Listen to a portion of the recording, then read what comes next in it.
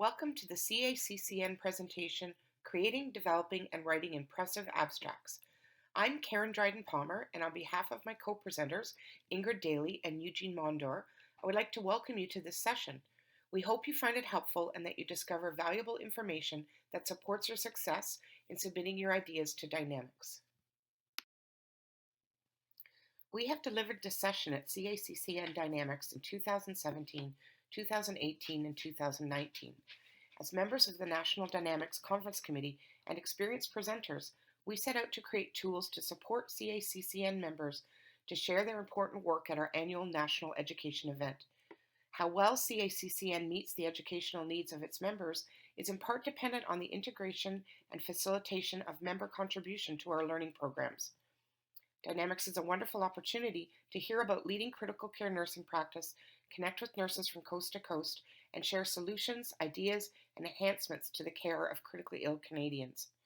On behalf of Ingrid, Eugene, and I, we are happy to be contacted for one-on-one questions, support, or coaching beyond this PowerPoint presentation. We do have a couple of disclosures. We are all volunteer members of the National Dynamics Conference Committee and have for a number of years reviewed abstracts for the academic agenda of Dynamics.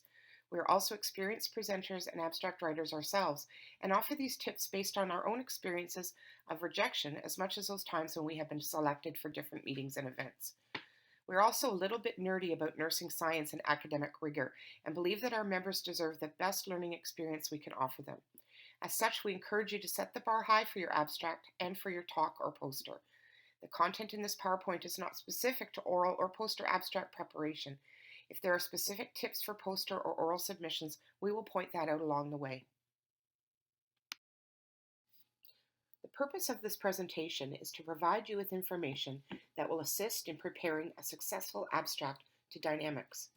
By the end of this PowerPoint, you should understand the key components of and quality criteria for abstract submissions.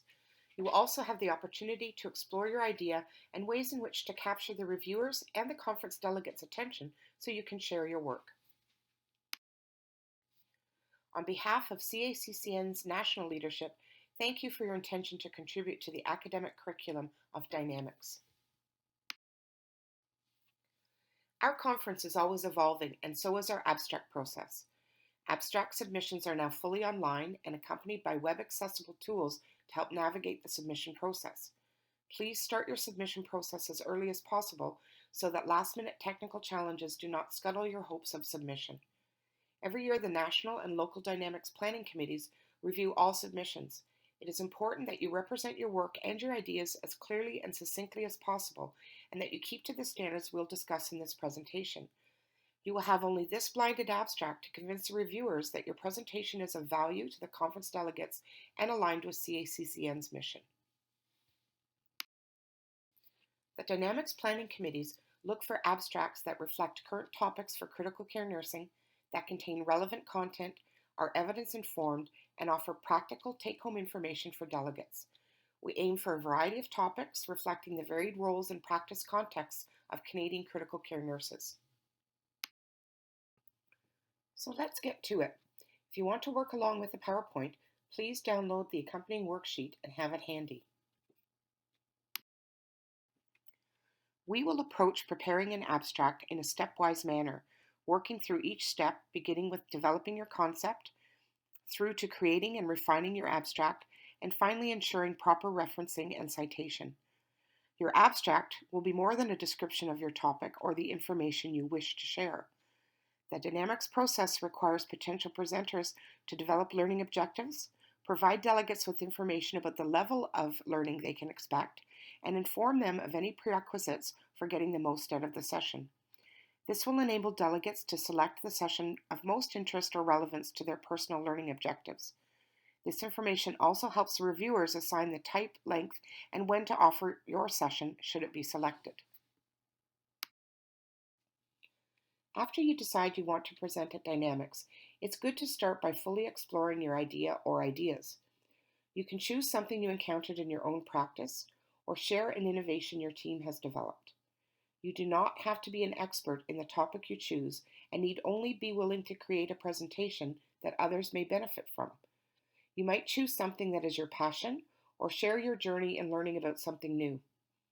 We advise at this initial stage you spend some time critically reflecting on your topic. Is it translatable to others? Is it translatable to other settings?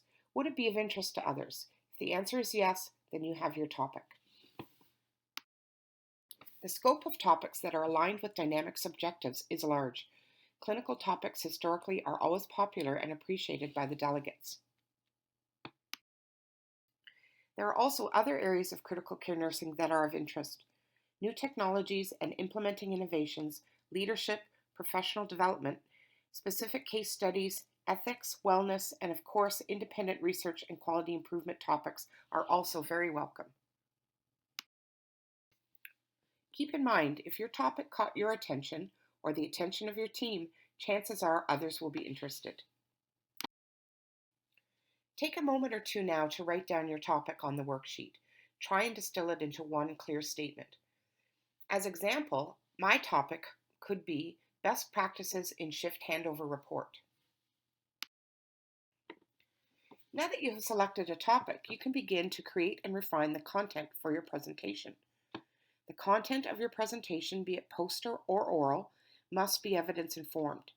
That means you must be aware of and acknowledge any evidence that is available in the literature, acknowledge your lived experience in relation to the content, or, if little evidence is available, justify the gap in knowledge that you are addressing. Presenters do not need to perform exhaustive literature reviews. However, the abstract should demonstrate that you have adequate working knowledge of the topic to ensure quality information is provided to the delegates. Remember, as you look at the evidence, to make note of citations that are particularly informative that you can cite and/or share with the delegates attending your session.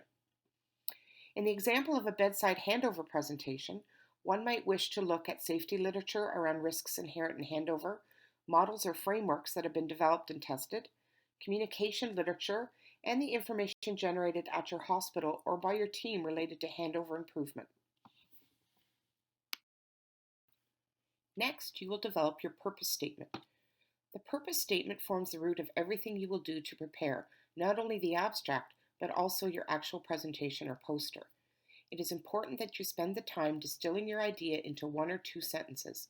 Lack of clarity here is confusing to the reviewer and then to the delegates. Your purpose statement will guide you later in your design choices for the session and help you stay focused on the most important content. In our example, the following purpose statement might apply. This session will describe the importance of accurate communication at handover and common risks for incomplete or inaccurate information sharing in critical care settings. Results of a hospital-based change of shift improvement project will be shared with participants. Next, you can turn your attention to developing your learning objectives. It's helpful to put yourself in the position of the conference delegate attending your session. What is the information they need to know from your session? These will be your main messages and form the basis of your learning objectives. Each objective should have a single action or verb. It might be helpful to use Bloom's taxonomy to review the complexity of your objectives in terms of feasibility. If you are creating an abstract for the longer sessions or even a mastery session, consider objectives that will build on basic cognition and discovery objectives and embrace more complexity in learning, potentially application objectives as well. It is a matter of personal style if you create these objectives before or after you craft your session description. What you will need to do is refer back and forth between your objectives, your description, and the content that you develop for the session to make sure they are completely aligned.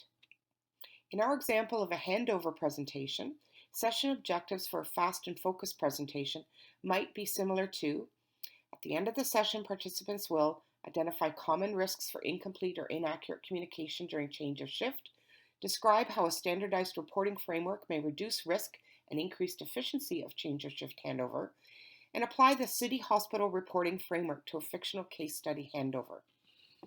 A longer session may add objectives like appraise the selected frameworks for application in their own setting of practice, or compose a customized handover framework utilizing the principles of handover that could be applied in any practice setting. Next is time to tackle your content. Think about what the scope of your session will be. How much do you want to cover? Is there a progression to the information you want to share? What must you address in order to meet the objectives you designed? It is helpful at this stage not to write your narrative, but instead to jot down your main points and subpoints. This way you can review and refine them for flow and logical progression. Most abstracts will follow a basic pattern here. First, introducing the topic area. 2, summarizing the session information and the things you will do in the session. And 3, a concluding statement or sentence. These points will come together to make your session summary in the next step. In our example, some points might include discussion of the need for accurate communication at handover, describe principles of best practices in handover, introduce tools to support best practices, describe the city hospital experience, share results of the implementation of the tool and lessons learned, and potentially role play or other case study exercises. Next, you will develop your session description component of the abstract. The session description is meant to be a very tight and succinct summary of the session. Conference delegates should be able to read this description and be able to understand exactly what you will be offering. The purpose and focus of the session must be clear to the reader. The scope in terms of items and sub-items should be addressed in this description. A statement of relevance for the attendees is helpful here as well. Here is also where you inform the delegates of your approach or technique to sharing the information, what you will be doing in the session, for example, group discussion, lecture, exercises, simulation, etc. For our example about handover, we could write, accurate handovers at change of shift are essential for nurses to provide individualized and safe care to critically ill patients. This session will describe the importance of accurate communication at handover. As a group, participants will review the principles for best handover practices and explore the barriers and facilitators to achieve accurate handovers in critical care settings. Current and valid handover tools will be explored, and the recently developed City Hospital Handover Framework will be shared along with the results of a recent quality improvement project using this framework. Participants will have the opportunity to apply the tool in a case study example of a complex patient handover. Now you will be able to make a final determination about your mode of presentation, be it poster or oral, and for the oral session types, how much time will you require to meet the For oral sessions, there are currently 3 choices: a 45-minute fast and focus session, a traditional 60-minute concurrent session, and a 120-minute mastery session. Fast and focused are sessions that have 1 or 2 learning objectives that are less complex for the most part. This is a good session length for sharing research reports, updating or disseminating information to delegates, especially if it's an area where most participants are familiar or understand the context. It can be tricky to achieve higher level learning goals like application or synthesis in this shorter style session. Remember, you must allot time for participant questions at the end, so these sessions are actually 30 to 40 minutes in length. The 60-minute concurrent session provides a little more time that can be used for more depth of information or active learning techniques, or maybe to introduce something that may be novel to the participants. The longer mastery sessions are offered to provide greater depth of information to the participants and to provide some flexibility for more active or participatory learning techniques. Final assignment of session type is reserved for the abstract reviewing committee. However, your selection indicates to the reviewers exactly what you're hoping to accomplish, and it will inform how the conference curriculum is designed. Next, we advise you put some space between you and your developing abstract. Once you come back to it, you will have fresh eyes, and you can critically review if you are consistent in your ideas, if your topic is clear and refined enough for what you want to accomplish, and if you will be able to actually complete all that you've set out in your session. At this stage, you will edit your work. Spelling and grammar are extremely important, as these errors will have an otherwise interesting and thoughtful abstract rejected. Remember, abstracts are published in the Canadian Journal of Critical Care Nursing. They must be submitted in publication-ready form. If you are not so good at editing your own writing, please have another set of eyes review prior to submission. Now that your abstract is ready and your session design choices are finalized, it's time to submit. The abstract portal is located on the CACCN website and is open as per the dates on the call for abstracts notification. Please always save your final copy of your abstract to a Word document rather than working within the submission program to edit. This will avoid big disappointments if your work becomes lost while making edits. You can revise an abstract already submitted into the system up until the closing date and time. Cutting and pasting from that Word document is the simplest way to upload into the system. Check your character counts prior to beginning your submission, as the system will not upload any text after those counts have been reached. The reviewers will never see what you've written past that limit, and we often see partial sentences or missing closing statements. There are character limits on the title, purpose statement, learning goals, and session description components of the submission. Now we'd like to share a few tips and hints from our own experiences as submitters and reviewers. The title is what will draw the delegates to have a closer look at your session or poster. Make sure the emphasis in your title is matched to the information that you will present. An eye-catching title is always good, however, this must be considered in light of the topic and tone of your session or poster. Sometimes, however, creative titles, play on words, or the inclusion of local vernacular might be lost on some delegates, so don't feel the need to force the conference theme or a clever phrase into your title if it just doesn't fit that well. We encourage clear and creative titles to draw the right delegates to your session. You will have the option of submitting and presenting in either French or English, and you will declare your selection during the submission process. Earlier, we spoke about identifying the level of information delegates can expect from your session.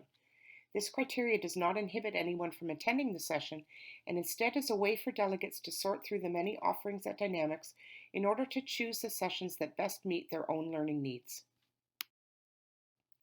Here are some guidelines for selecting your learning level. Generally, if the session requires some knowledge and/or experience in the topic area, it is beyond a novice level. Intermediate and proficient levels reflect some accumulated knowledge in the area, and more advanced content might be offered. Some sessions may be of interest to all levels of learner.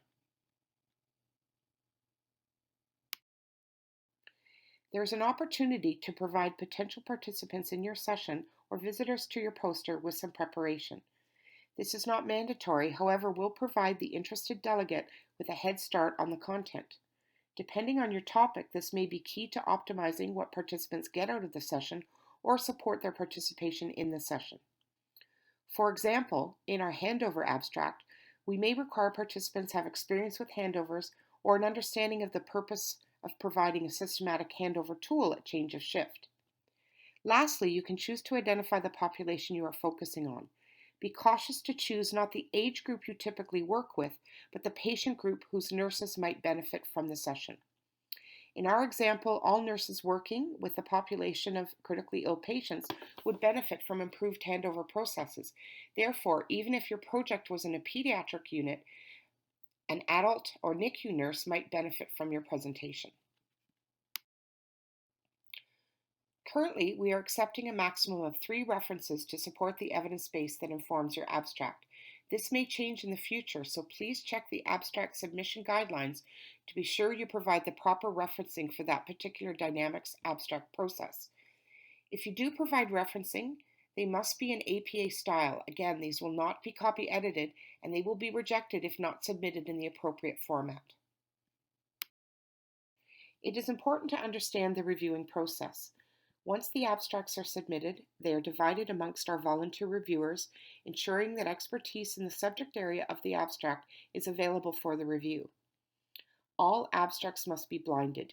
Any descriptions, identifying informations, or titles, etc. will cause the abstract to be rejected. This includes author names, place of work, and locations. It is the author's responsibility to ensure that the privacy and confidentiality standards are kept in the content and/or permissions are met in terms of that content. A scoring rubric is applied to all abstract submissions, and decisions to invite abstracted presenters are based on the abstract score. The score is related to quality, relevance, and interest or fit within the conference plan. All submitting first authors will receive an email indicating acceptance or a decline from the review committee. Sometimes the reviewers may suggest a different presentation type or length, poster to oral for example.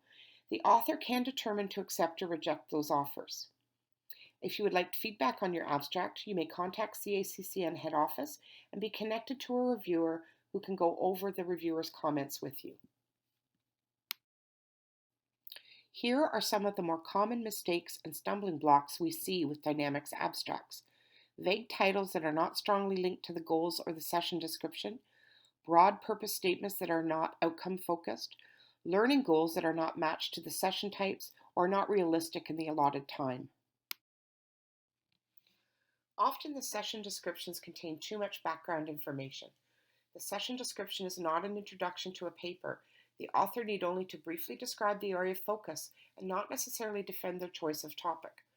The purpose statement should be present in some form in the session description, as well as a succinct summary of what will transpire in the session.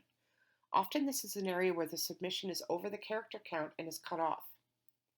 If you are using a particular model, framework, or tool in your session, this should be acknowledged with a reference. Be particularly cautious that you have de-identified the session description, as often hospital names or author names can slip in. Spelling and grammar are important. The abstract is meant to represent your skill and expertise on the subject matter.